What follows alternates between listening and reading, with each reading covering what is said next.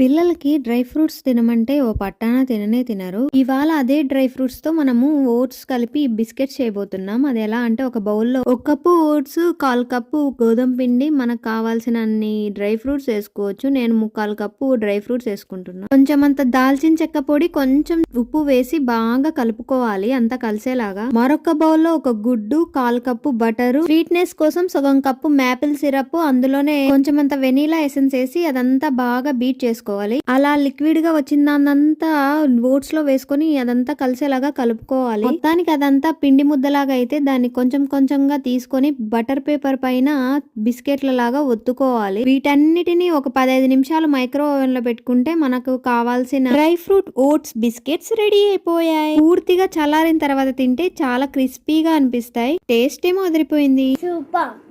If you like it, then make it. Subscribe. Bye bye.